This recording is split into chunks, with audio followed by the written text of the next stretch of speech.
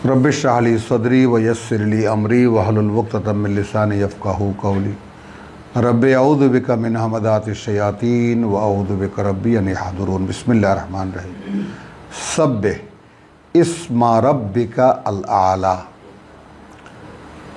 এখন এখানে তসবিহ করো, এটাই আমরা শিখেছি, এভাবেই শিখেছি। সাব্বিহ মানে তুমি তসবিহ করো।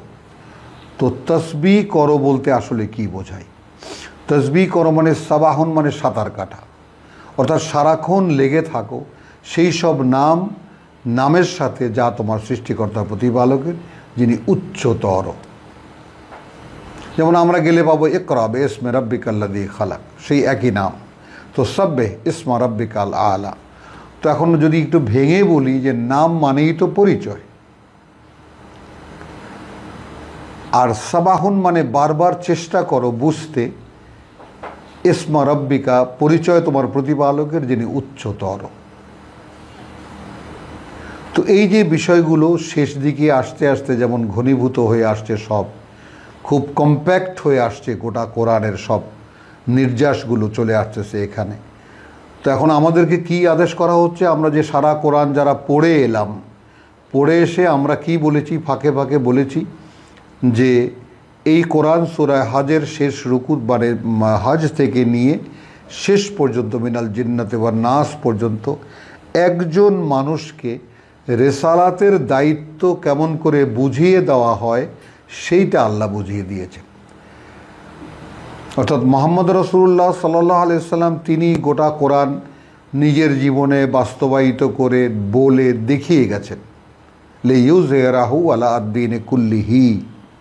তো এরপরে তার দ্বারা যে উম্মতে গঠিত হয়েছে, সূরা বাকারার 143-এ বলা হয়েছে ওয়াকাযালিকা জাআলনাকুম উম্মাতান ওয়াসাতান লিতাকুনু শুহাদা আলান নাস ওয়া ইয়াকুনুর রাসূলু আলাইকুম শাহীদা, যেন তোমরা হতে পারো সাক্ষীদাতা মানুষের বিপক্ষে মানুষের উপরে, আর রসুল হতে পারেন তোমাদের পক্ষে সাক্ষীদাতা। তো এই তো যত ধর্মকর্ম ইসলাম যা কিছুই বলি, অর্থাৎ আল্লাহর কোরআন পড়ো, সেই কোরআন অনুযায়ী নিজেকে গড়ে তোলো, যেন কিয়ামতের দিন তার সামনে এই মিজান দিয়েই তোমাকে মেপে দেখা হবে। আর এইটাকে আমরা ধর্ম বানিয়ে বিভিন্ন যা যা করেছি তার কৈফিয়ত আল্লাহর কাছে দেব, তার জন্য যে যতটা দায়ী। তো এখন এখানে যেটা আছে যে যেইভাবে আমরা প্রত্যেকটা সূরাকে যদি দেখি, আমরা সূরা বুরুজে দেখলাম যে বাল হুয়া কোরআনুন মাজিদ ফি লাউহিম মাহফুজ। আবার আমরা তার পরবর্তী সূরা দেখলাম যে মানে ইন্নাহু লাকাউলুন ফাসলুন, প্রত্যেকটা কথা ফয়সালার, সিদ্ধান্তমূলক কথা। ওমা হুয়া বিল হাজল, এটা কোনো তামাশা নয়। তো তামাশা নয় মানে কি? কবিতার মোকাবেলায় বলছে তোমরা তো কবিতা রস গ্রহণ করার জন্য কবিতা রচনা করো, এটা তেমন কিছু নয়।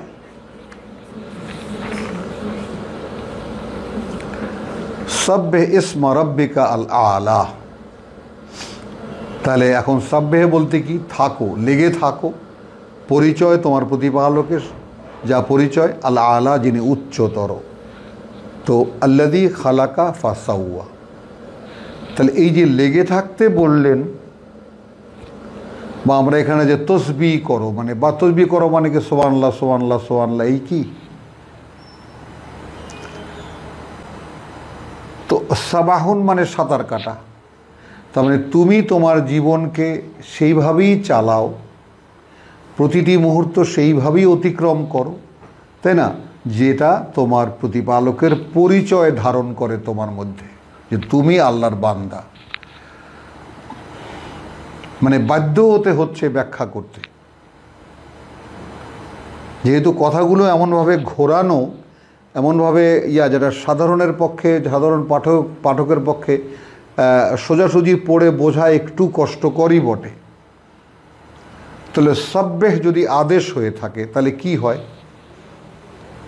যে তুমি এর সাথে লেগে থাকো, অর্থাৎ তুমি সাঁতার যে কাটছো এই অনুযায়ী এই সাঁতার কাটতে থাকো, যাতে ইসমা রাব্বিকা পরিচয় হয় তোমার প্রতিপালকের, যিনি উচ্চতর। অর্থাৎ তুমি যেন সাক্ষী দিতে পারো যে তুমি তোমার সৃষ্টিকর্তাকে মানো এবং সেভাবেই তুমি চলছো। আল্লাযী খালাকা ফাসাওয়া, দেখো মানে কোন সে রব যিনি তোমাকে সৃষ্টি করেছেন এবং এই অবয়ব দিয়েছেন তোমাকে, মানে যা দিয়ে তুমি নিজেকে প্রকাশ করো, যা দিয়ে একজন মানুষ তোমাকে চেনে, তোমার চেহারা, তোমার নাক নকশা, তোমার এই যে হাত পা, এই সব কিছু মিলিয়ে তোমার অবয়ব যা। ওয়াল্লাযী কাদ্দারা ফাহাদা, এবং এই তিনি, তার মানে আল্লাযী খালাকা ফাসাওয়া, যিনি তোমাকে সৃষ্টি করেছেন এবং অবয়ব রচনা করেছেন। ওয়াল্লাযী কাদ্দারা ফাহাদা, এবং তিনি তোমাকে একটা পরিমিতি অবস্থা দিয়েছেন, সব কিছুর একটা পরিমাপ আছে।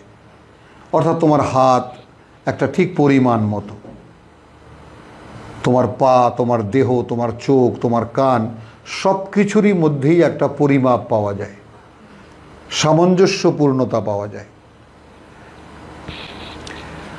ওয়াল্লাযী আখরাজা আল মারআ, এইখানে অদ্ভুত কিছু কথা আছে যেটা দেখলে মানে একটু রীতিমতো কেঁপে উঠতে হয়, মানে যদি আপনারা দেখেন ভালোভাবে।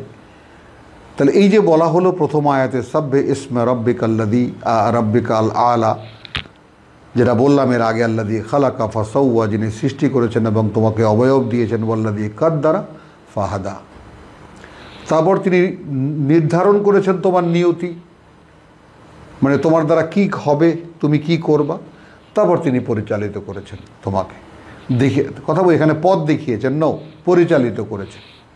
এখন তুমি যেদিকে পরিচালিত হতে চাইবা সেদিকে চালাবেন।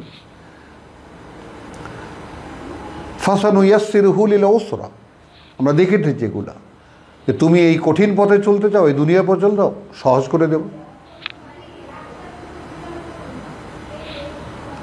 এরপরে আয়াত 4-এ ওয়াল্লাযী আখরাজা আল মারআ, সেই তিনি উদ্ভিদ উৎপাদন করেন।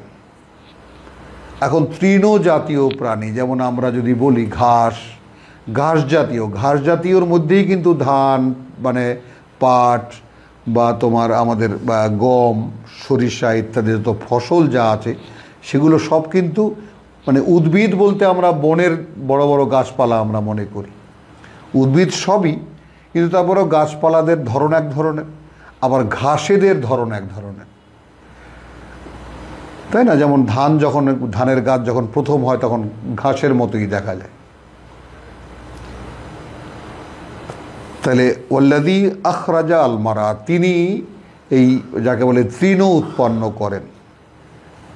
ফাজালাহু গুসান ওয়া আহওয়া, এই দুটো কথা মাঝখানে এত ভয়ের তৈরি করে যদি বুঝতে পারো, যে কেউ যদি বুঝতে পারো ব্যাপারটা, এত সবুজ ঘাস, এত সুন্দর ঘাস হলো, তারপর তার মধ্যে আবার ফল হলো, ধান হলো, গম হলো, যাই হলো, হওয়ার পরে সেটা কি হলো?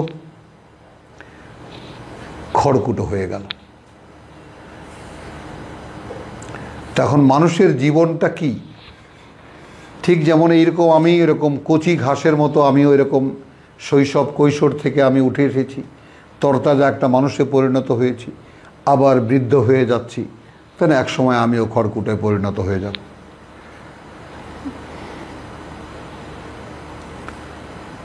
সানুকরিউকা ফালা তানসা, সুবহানাল্লাহ বিহামদিহি সুবহানাল্লাহিল আযীম। আমরা পড়িয়ে দেব, তাহলে আর তুমি ভুলে যাবে না। তো সবসময় ভাবি যে প্রভু আমি তো পড়ছি, তেলাওয়াত করছি, তোমার কিতাব পড়ছি, সানুকরিউকা, পড়িয়ে দেব আমরা, তাহলে আর ভুলবে না। তো কথাটার মধ্যে এতটা গভীর মানে তত্ত্ব আছে যে আমরা যদি পড়িয়ে দিই, তাহলে না কোনো কারি সাহেব পড়িয়ে দিলে হবে, না কোনো হাফেজ সাহেব পড়িয়ে দিলে হবে, না কোনো আলেম ওলামা পড়িয়ে দিলে হবে, সরাসরি কর্তৃপক্ষীয় কাজ এটা। তো এই জায়গায় বাধ্য হচ্ছে আমাদেরকে পেছনে চলে যেতে, যে এটা না হলে জিনিসটা পূর্ণ হবে না। এই জন্যে আমরা সূরা কিয়ামায় লা তুহাররিক বিহি লিসানাকা লিতাআজালা বিহি 16, তুমি দ্রুত নাড়াবে না তোমার জিহ্বাকে, যে তুমি তাড়াতাড়ি করে একে মুখস্থ করে নেবে। ইন্না আলাইনা জামাআহু, আমাদের দায়িত্ব যে এটা তোমার মনে রাখবো অথবা রাখবো না। ঠিক ওই কথাটাই সামনে আসবে আমরা যেটা পড়ছি এখন। তাহলে তা ইন্না আলাইনা জামাহু ওয়া কুরআনাহু, তো আমাদের দায়িত্বে যে এটা তোমার মনে জমা করা এবং একে পড়িয়ে দেওয়া। ফাইদা কারানাহু, অতবার আমরা যখন পড়িয়ে দেব একে, ফাত্তাবে কোরআনাহু। তাহলে এর আগে সবচেয়ে বড় কথা হলো এই যে প্রত্যেকটা ভাষায় কোরআনের যে জেড জবর পেশ আমরা দেখতে পাচ্ছি, এইটা মূল কোরআনে নেই। কোরআন যখন প্রথম লেখা হয়, আবার একইভাবে তার সাক্ষী এই এখনকার যে আরবি ভাষা, যেটা আরব দেশে যেটা প্রচলিত, তারও কোনো জের জবর নেই।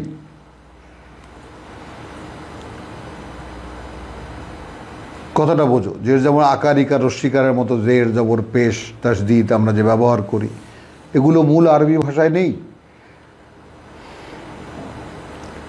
তাহলে আমরা পড়িয়ে দেব কথাটার মধ্যে ভেদটা কি? যে তুমি পড়লে যেমন উর্দু আমরা পড়ি, ফার্সিতেও জের জবর নেই, কিন্তু একটা ভাষা, প্রতিষ্ঠিত ভাষা উর্দু, জের জবর নেই, একটা প্রতিষ্ঠিত ভাষা। তারা পড়ে কিভাবে? এখন যারা আরব দেশে আরববাসী যারা, তারা স্কুল কলেজে যে আরবিতে লেখাপড়া করে, সেখানেও তো জের জবর নেই। তাহলে তারা পড়ে কিভাবে? তাহলে পড়ার আগে বোধ, পড়ার আগে বোধ, বুঝ, তো এইটা আমাদের একটু বুঝে নিতে হবে। তাহলে আল্লাহ যদি বোধ দেন তাহলে পড়া যাবে। এই আকার ইকার নির্ভর, যেমন হাফেজ সাহেব তুমি বলছো যে আমি পড়েছিলাম, হাফেজও হয়েছে, কিন্তু কিছুই মনে নেই, কোথায় হারিয়ে গেল? তাহলে তুমি সাক্ষী দিচ্ছ যে আল্লাহ তোমাকে পড়িয়ে দেননি, তাই এরকম হাজারো লক্ষ হাফেজকে সামনে আনো, সকলেরই তোমার মতো একই কথা, কিছুই মনে নেই তাদের। 8-10 বছর ধরে শ্রম করে যে লেখাপড়া, এত মার খেয়ে, এত কষ্ট করে, কী লাভ হলো? তো এখানে এসে এখন এই কোরআনের শেষে এসে আমরা দেখতে পাচ্ছি সব, যে আবার ওয়াইন সুম্মা ইন্না আলাইনা বায়ানাহু, মানুষের কাছে বলবে, সেটাও আমাদের দায়িত্ব। তো এইখানে আসলাম আমরা যে একবারে কোথায় সূরা কিয়ামা আর তার কতগুলো সূরার পরে আমরা সানুকরিউকা ফালা তানসা, আমরা পড়িয়ে দেব।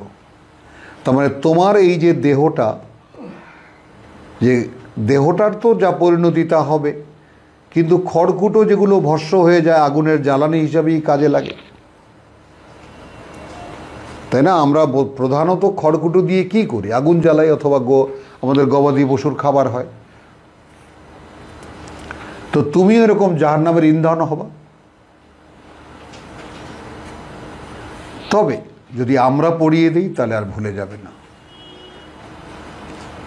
তাহলে সমর্পণের ব্যাপারগুলো কতটা কঠিন এটা আমাদের দেখতে হবে।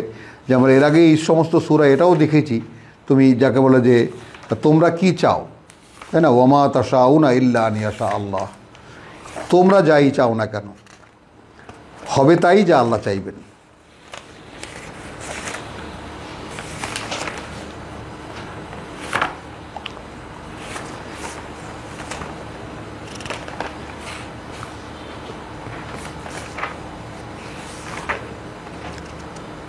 এই যে শুধু একটাই দেখাই শুধু এখানে, আর যে মুদ্দাসসির ওয়ামা ইয়াযকুরুনা ইল্লা আন ইয়াশা আল্লাহ, কোনো শিক্ষাই তারা গ্রহণ করবে না, কিছুই মনে থাকবে না, মনে রাখতে পারবে না, ইল্লা আন ইয়াশা আল্লাহ, যদি না সেটা আল্লাহ ইচ্ছা করেন। হলো? তারপরে তোমার এটা তো গেল সূরা মুদ্দাসসির, হ্যাঁ হ্যাঁ, তারপর তাহরিমের দাহার, হ্যাঁ ৭৬-এর, হ্যাঁ এই যে ওমা তাশাউনা ইল্লা আন ইয়াশা আল্লাহ, একই জিনিস, ইন্নাল্লাহা কানা আলিমান হাকিমা। তো এই ব্যাপারটা দেখে দেখে যদি আমরা সেই মনে রেখে রেখে কোরআন পড়ি, এবং কোরআন পড়ার একটা কথা আপনাদেরকে আমি আগেও বলেছি, বহুবার বলেছি, যে আমাদের পড়ার বিষয়টা আমরা অভ্যস্ত, দুনিয়ার যা কিছু আমরা পড়ি সামনের একটা ঝোঁক, অর্থাৎ তারপর কি। কিন্তু কোরআন পড়ার নিয়মটা হলো আগে কি পড়েছি, এখন কি পড়ছি, যদি বোঝাতে পেরে থাকি, আমি বলতে পেরে থাকি। মানে আমরা আমাদের সমস্ত বই পুস্তক পড়ি, গল্প উপন্যাস পড়ি, এমনকি পাঠ্য বইও পড়ি, সেগুলোকে আমরা মুখস্থ করে মুখস্থ রিপিট করি আমরা বটে, কিন্তু আমরা সেগুলোকে আবার দেখি মুখস্থ হয়েছে কিনা দেখি। কিন্তু ঠিক কোরআনও এরকম, যে মনে রাখার জন্যে পড়া। তাহলে এই জন্য সবচেয়ে ভালো কি, যে এর আগে আমি কি পড়েছি আর এখন কি পড়ছি, তাহলে এই পড়াটা আসলে মনে থাকে। তাহলে সানুকরিউকা ফালা তানসা, আমরা যদি পড়িয়ে দেই তাহলে আর ভুলবে না, ইল্লা মাশা আল্লাহ। তাহলে ওমা তাশাউনা ইল্লা আন ইয়াশা আল্লাহ মিলে গেল। কি চাও তোমরা যদি না আল্লাহ চান? তাহলে এখানে ইল্লা মাশা আল্লাহ, তবে ততটুকুই মনে রাখবে, ততটুকুই মনে থাকবে যতটুকু আল্লাহ চাইবেন। ওটা তোমার দ্বারা আদৌ সেটা কাজ হবে কি হবে না। ইন্নাহু ইয়ালামুল জাহরা ওয়া মা ইয়াখফা, এটাও বলে দিলেন, তিনি তোমার বাইরের অবয়বটাও দেখেন এবং যা কিছু তোমার ভিতরে আছে তাও তিনি দেখেন, গোপনটাও দেখেন। কাজে কোরআন তার কাছ থেকেই পাওয়া, তারই দেওয়া। এছাড়া নিজে কোরআন পড়ে, হাজার রকমের তাফসির পড়ে, হাজার রকমের তর্জমা পড়ে কোনো লাভ নেই যদি তিনি না দেন। তো পড়িয়েও দেবেন তিনি, বুঝিয়েও দেবেন তিনি, তারপরে মানুষকে বলার ক্ষমতাও দেবেন তিনি, এ সব কিছু তার হাতে। তো সেটাকে আবার হালকা করে শুনিয়ে দেওয়া হলো, সানুকরিউকা ফালা তানসা ইল্লা মাশা আল্লাহ ইন্নাহু ইয়ালামুল জাহরা ওয়া মা ইয়াখফা ওয়া নুয়াসসিরুকা লিল ইউসরা। দেখো তাহলে, এবং আমরাই সহজ করে দেব যেন সেটা সহজ হয়। সুবহানাল্লাহ। তাহলে এখন কি হলো, আমরা পড়িয়ে দেব, তাহলে আর ভুলবে না। তবে যেটুকু আমরা চাইব, কারণ আমরা তো আমার বাইরেরটাও জানি, ভেতরটাও জানি, তারপর আবার বলছেন আলাদা করে।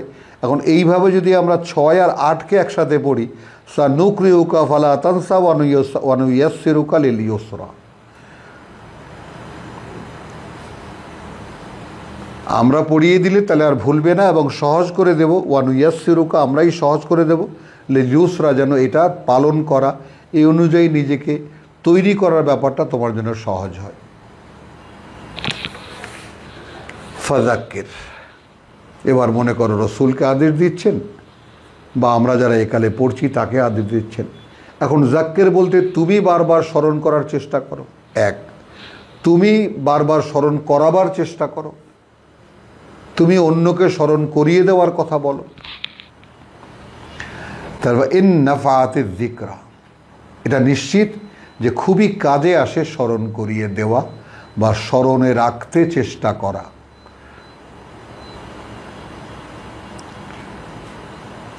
সায়াযাক্কারু মান ইয়াখশা, সে অবশ্যই মনে রাখবে, অবশ্যই সে মনে রাখার জন্য নেবে যে ভয় পায়।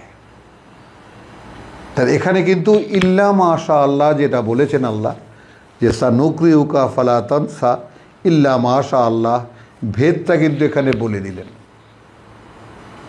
তিনি তার বাইরেরটাও জানেন, ভেতরটাও জানেন। তিনি তোমার মনে রাখবেন কি রাখবেন না সেটা তাঁর ব্যাপার। তাহলে তুমি পড়তে থাকো, স্মরণের চেষ্টা করো, বা মানুষকে স্মরণ করিয়ে দাও, যেটাকে আমরা শিক্ষা গ্রহণ এইভাবে তর্জমা করেছি। তো ফাযাক্কির, অতএব তুমি চেষ্টা করো বারবার মনে রাখার, তুমি থেমে থেকো না, বা তুমি বারবার করে মানুষকে স্মরণ করিয়ে দাও। কারণ নাফাআতে যিকরা, খুবই উপকারে আসে, কাজে আসে, অর্থাৎ উপকার দেবে তোমাকে এই স্মরণ করতে চেষ্টা করা বা স্মরণ করানো। সায়াযাক্কারু, অবশ্যই সে মনে রাখতে পারবে, অথবা অবশ্যই সে মনে রেখে নেবে বা মনে করে নেবে, মান ইয়াখশা, যে ভয় পায়। এখন অনায়াসে আমি আমার নিজের দিকে তাকাতে পারি যে আমি কি আল্লাহকে ভয় পাই?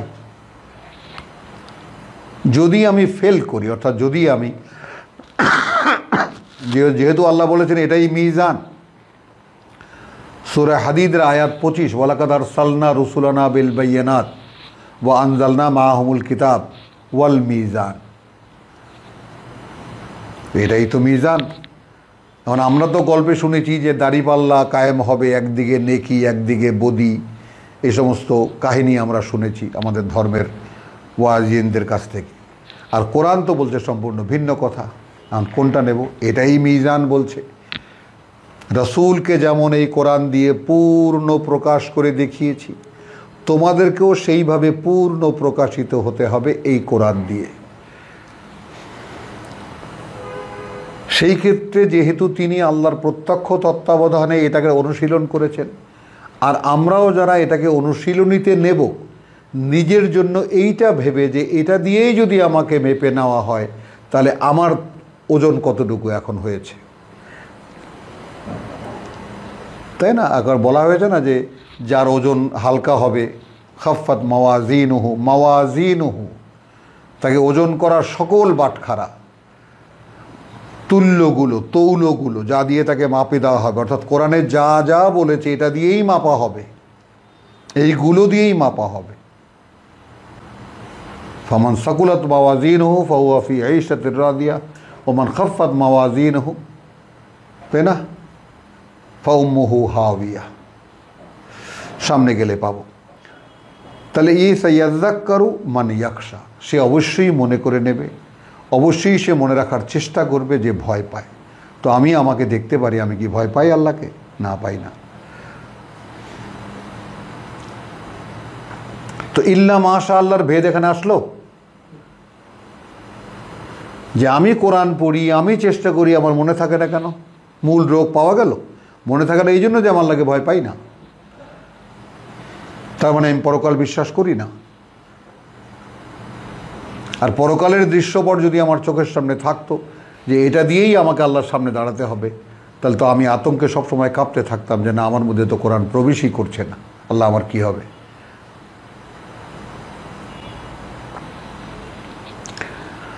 ওয়ায়াতাজান্নাবুহা আল আশকা, আর পাশ কাটিয়ে যাবে একে যে হতভাগা, চরম হতভাগা।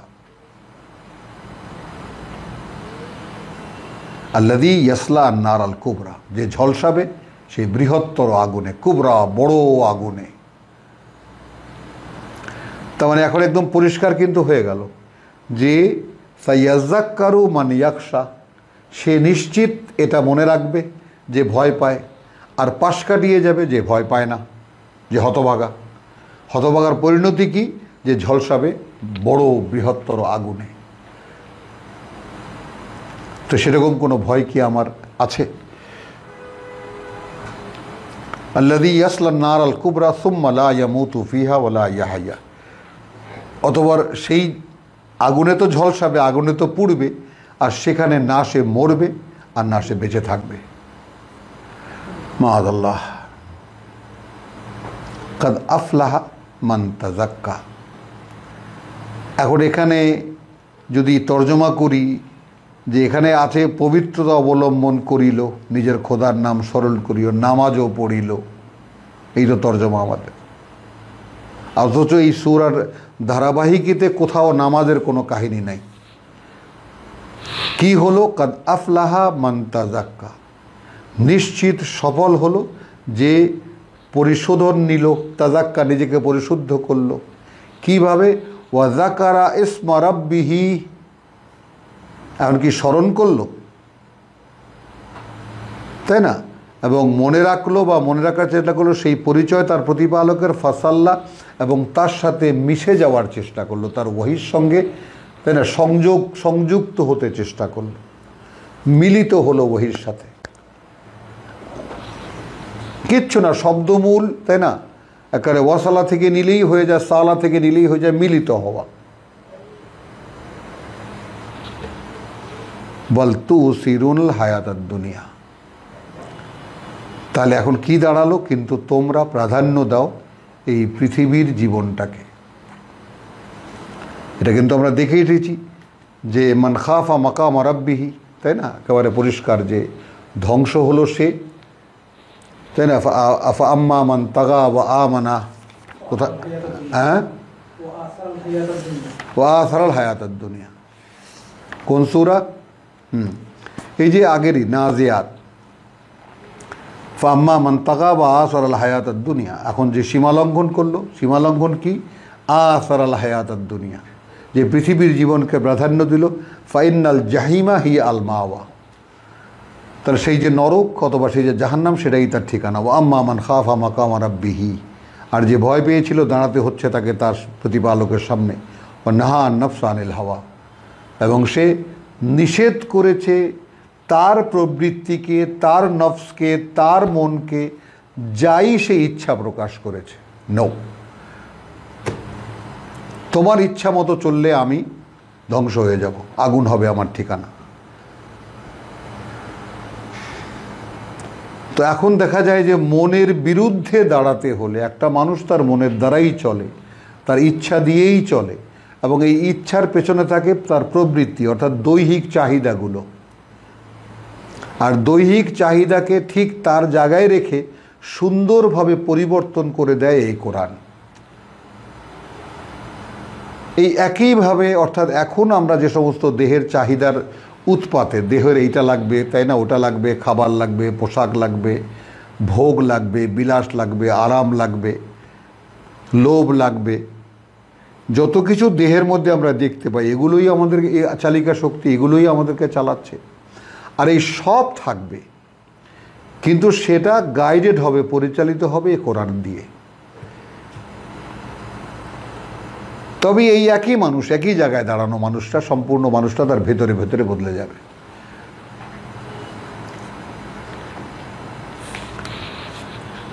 তাহলে বল এখন কি হলো, কাদ আফলাহা মান তাযাক্কা, কেউ যেন আমরা অস্পষ্টতায় না থাকি যে তাযাক্কা নিজেকে শুদ্ধ করলো। এখন এই শুদ্ধ করার ব্যাপারটা কিন্তু 9-10 বলে দিয়েছেন আল্লাহ। শুদ্ধ করার ব্যাপারটা কীভাবে, ফাযাক্কির ইন নাফাআতিয যিকরা, আমি কিন্তু এটাও এখানে বলে গেছি যে তুমি বারবার করে স্মরণ করো, কারণ এই স্মরণ করা খুব কাজে আসে। এখন এটাকে যদি আমরা পরোক্ষভাবে নেই, অর্থাৎ তুমি স্মরণ করিয়ে দাও, তাহলে তুমি যখন অন্যকে স্মরণ করিয়ে দেবে তখন তো তোমারও স্মরণে লাগবে, তোমারও তো স্মরণে আসবে যে কি তুমি আরেকজনকে বলছো।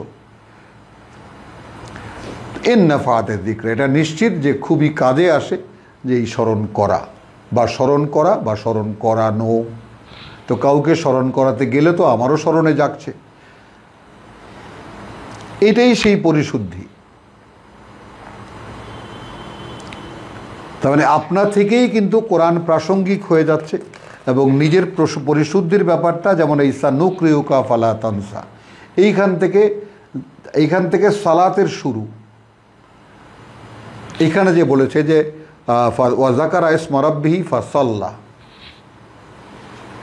তাহলে যা আমরা পড়িয়ে দেব তাহলে তুমি আর ভুলবে না। ইল্লা মাশা আল্লাহ ইন্নাহু ইয়ালামুল জাহরা ওয়া মা ইয়াখফা ওয়া নুয়াসসিরুকা লিল ইউসরা, আমরা সব আল্লাহর ম্যানেজমেন্ট, আমরা সহজ করে দেব। কি সহজ করে দেবেন, এখানে কেউ কি ভেবে দেখেছি আমরা কি সহজ করে দেবেন? ওয়া নুয়াসসিরুকা লিল ইউসরা, অর্থাৎ তোমাকে আমরা যা পড়িয়ে দেব তাই না, সেটার অনুশীলনীতে যা লাগে সেটাকে বাস্তবায়িত করতে তোমার অস্তিত্বের মধ্যে, তোমার দেহের মধ্যে, তোমার অন্তরের মধ্যে, মনের মধ্যে, তাই না, বাস্তবায়িত করতে যে কষ্টটা হবে আমরা সহজ করে দেব। তো এই যে সালাত কিন্তু এখান থেকে শুরু। তার মানে সানুকরিউকা ফালা তানসা, কখন, যখন আমি পড়তে যাব। কারণ আমাকে কখন প্রথমেই বলা হয়েছে সাব্বে ইসমে রাব্বিকাল আলা, বলা হয়েছে তুমি তার সাথে মিশে যেতে চেষ্টা করো, তুমি তার সাথে লেগে থাকতে চেষ্টা করো, যে পরিচয় তোমার প্রতিপালকের এবং যিনি উচ্চতর। এখন সাব্বে মানে তসবিহ করো, এই তর্জমা। আর আমি কি বলেছি, এর সাথে মিশে যাওয়ার চেষ্টা করো। সাঁতার কাটলে মানুষ যখন পানির মধ্যে ভাসে, সে পানিতে থাকে, হাওয়ায় ভেসে সাঁতার কাটা যায় না। তো আমি কোরআনের মধ্যে থেকে এরকে অনুশীলন করার চেষ্টা করব। আমি আবারও কথাটা স্মরণ করিয়ে দিই, মানুষ যখন সাঁতার কাটে, সাবাহুন মানে সাঁতার কাটা, তো সাব্বে বারবার করে তুমি চেষ্টা করো একে অনুশীলনীতে আনার। কি সেটা, তোমার প্রতিপালকের পরিচয়। অর্থাৎ এই প্রতিপালকের পরিচয় কি, তোমার অবয়ব, তোমার এই দেহ, তাই না, আমরা যেটাকে দেখেছি যে তোমাকে যে বানিয়েছে, তাই না, তিনিই তোমাকে বানিয়েছেন। ওয়া কাদ্দারা ফাহাদা, আমরা দেখেছি সূরা বুরুজে, না সূরা ইন্না লিল্লাহি ওয়া ইন্না ইলাইহি রাজিউন, হ্যাঁ, সূরাতুল আলা, হ্যাঁ এইখানেই তো খালাকা ফাসাওয়া ওয়াল্লাযী কাদ্দারা ফাহাদা, সব কিছু নির্ধারণ করেছেন এবং তিনি পরিচালিত করেছেন। মাঝখানে তিনি একটু ভুলে গিয়েছিলেন, মাঝখানে তিনি ঘাস এবং তা খড়কুটো হয়ে যাওয়ার ব্যাপারটা বলে দিয়ে তারপর বলছেন যে আমরা যদি পড়িয়ে দিই তাহলে তুমি আর ভুলবে না। কেন পড়িয়ে দেব, প্রশ্নটা আসে কি না? অর্থাৎ তুমি যদি পড়তে চাও, তুমি যদি ইসমে রব্বিকাল আলাকে তুমি তার সাথে মিশে যেতে চাও, সাব্বেহে কি বলেছি, পানির মধ্যে থেকে সাঁতার কাটা।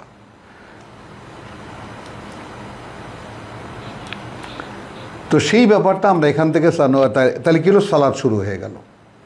তাহলে আল্লাহ আমি পড়তে চেষ্টা করছি, আল্লাহ আমাকে পড়িয়ে দিচ্ছেন। তাহলে আমি আসলে কী জন্য পড়িয়ে দিয়েছি, আমি ওহির সাথে মিশতে চাই, অর্থাৎ রব্বুল আলামিন ওহির মাধ্যমে যা আমাকে বলেছেন তার সাথে আমি মিশে যেতে চাই। সেখানে বলছেন ইল্লা মাশা আল্লাহ, তারপরে আবার কি বলছেন, ওয়ানুয়াসসিরুকা লিল ইউসরা, এবং সহজ করে দেব যেন তোমার জন্য সহজ হয়। তার মানে আমি যদি কোরআনের সাথে মিশে যেতে চাই, আল্লাহর ওহির সঙ্গে, মানে এক একখানা করে ওহি আমি নেই এবং তার সাথে মন অন্তরকে মেলাতে চেষ্টা করি, তাহলে সেই কাজটা আল্লাহ সহজ করে দেবেন। সেইটাকে সংক্ষেপে এখানে বলা হচ্ছে, খুবই কাজে আসে বারবার করে স্মরণ করা অথবা করানো, এবং সেই এটাকে স্মরণ করে নেবে বা স্মরণ করতে চেষ্টা করবে যে ভয় পায়, ওয়ায়াতাজান্নাবুহু আল আশকা, আর পাশ কাটিয়ে যাবে সে যে হতভাগা, আল্লাযী ইয়াসলা নার আল কুবরা, যে ঝলসাবে মানে বিশাল বা বড় আগুনে, সুম্মা লা ইয়ামুতু ফিহা ওয়ালা ইয়াহইয়া, সেখানে না সে মরবে আর না সে বেঁচে থাকবে।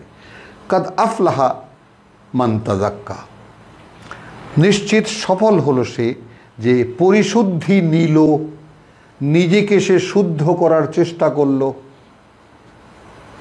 কি দিয়ে, ওয়া যাকারা ইসমা রাব্বিহি ফাসাল্লা। এখন কেউ যদি বলে এখন মসজিদে বসা আল্লাহু আল্লাহু জিকির করে এবং নামাজ পড়ে, তাহলে তো কোরআনটাই উল্টে গেল।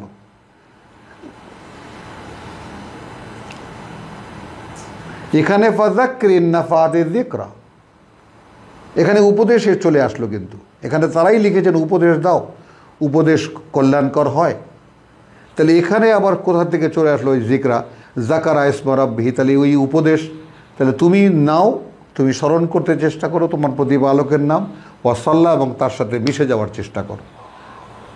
তাহলে এখানে এইভাবে কাদ আফলাহা মান তাযাক্কা, নিশ্চিত সফল হলো সে যে নিজেকে পরিশুদ্ধ করলো। ওয়া যাকারা ইসমা রাব্বিহি, কীভাবে পরিশুদ্ধ করলো, যে সে স্মরণে নিল তার প্রতিপালকের পরিচয় এবং তার প্রতিপালক, সৃষ্টিকর্তার প্রতিপালকের পরিচয়, এবং মিশে যেতে চেষ্টা করলো তার ওহির সাথে। বল তুসিরুনাল হায়াতাদ দুনিয়া, কেন পারছো না?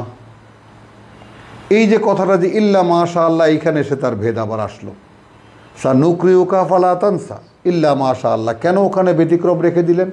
এইখানে আল্লাহ বলছেন বরং তোমরা এই পৃথিবীর জীবনকে প্রাধান্য দাও। এবার তোমরা বুঝে নাও যে তো আমি দেখালাম যে আম্মা মান তাকা ওয়া আসারাল হায়াতাদ দুনিয়া, আপনার সীমা লঙ্ঘনটাই হলো পৃথিবীর জীবনটাকে প্রাধান্য দেওয়া। ওয়াল আখিরাতু খায়রুন ওয়া আবকা, যেখানে পরকাল সম্পদ বা উত্তম, যাই বলি না কেন, আবকা এবং স্থায়ী। তো পরকাল উত্তম এবং স্থায়ী, আর ইহকাল যে কোনোভাবেই হোক না কেন তা ক্ষণস্থায়ী, সেইটাকে আমরা প্রাধান্য দিই। এই কারণে আমরা কোরআনের সাথে মিশে যেতে পারি না, আমাদের পরিশোধনও হয় না, কারণ আমাদের পরিশোধন চেষ্টাটা আল্লাহ গ্রহণ করেন না। ইন্না হাযা লাফিস সুহুফিল উলা, তো ইন্না হাযা বাল হুয়া কোরআনুন মজিদ, সূরা বুরুজের। আর এই যে অর্থাৎ এই যে পাঠ্য কি, সেটা লাফিস সুহুফিল উলা। তাহলে বাল হুয়া কোরআনুল মজিদ ফি লাওহে মাহফুজ, ওখানে লাওহে মাহফুজ সুরক্ষিত ফলকে, এখানে আছে সুহুফিল উলা। আগে যত সহিফা এই দুনিয়াতে এসেছে, সুহুফে ইব্রাহিম ওয়া মূসা আমরা দেখেছি, অন্যান্য যে সমস্ত নবীগণকে সহিফা দেওয়া হয়েছিল, ছোট ছোট কিতাব, তো সব জায়গায় ইন্না হাযা লাফি এই কথাটাই আছে সুহফে উলা আগের সমস্ত সহিফাতে, সুহফে ইব্রাহিম ওয়া মূসা। হ্যাঁ, তাই না? সুহফে ইব্রাহিম, ইব্রাহিমকে যত মানে ইব্রাহিমের সহিফা সমূহ বা মূসার সহিফা সমূহ। আলহামদুলিল্লাহ, সূরাতুল আলা শেষ হলো। ওয়া মা আলাইনা ইল্লাল বালাগ।